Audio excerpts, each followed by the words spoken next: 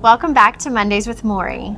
You might be surprised to know that Maury is a big fan of contemporary Christian music and has been since basically the beginning of the genre. So Maury, tell us a little bit about how the love of that music started for you. Well, interestingly enough, it was while we were in Nashville, Music City, 1979. Mr. Graham had a crusade. I was out running errands, happened to see a Christian bookstore and went in and was just curious what was the most popular album at the time, and it was a singer named Steve Camp.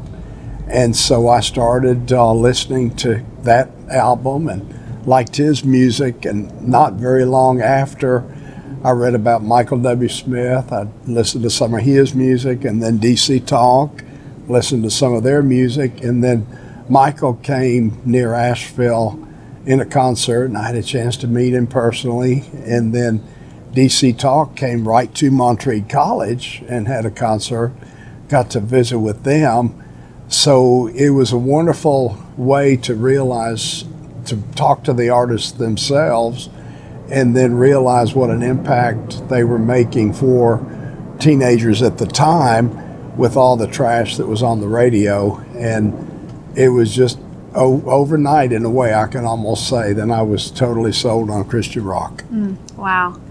And tell me a little bit about how, Mr. Graham's Crusades were traditionally, the music there was traditionally hymns and choir, and eventually, though, the contemporary Christian music became a part of his crusades. Right. Tell us a little bit about how that came about. Well, interestingly enough, I had never ever thought of discussing it with Mr. and Ms. Graham because other people were making the arrangements, but we happened to be on a walk one day at home, and he was being quiet and in preparation for a communist country meeting.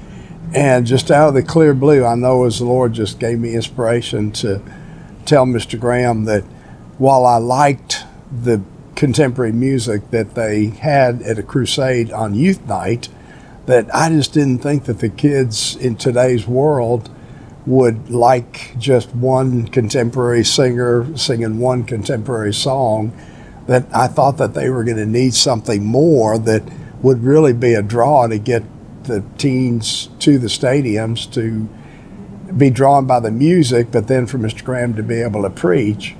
So I asked him, I said, would you ever consider maybe a loud singing group with a lot of guitars or whatever, and they would have their concert, and then the crowd would applaud, and then you would come out and they'd quietly sit and listen to your sermons.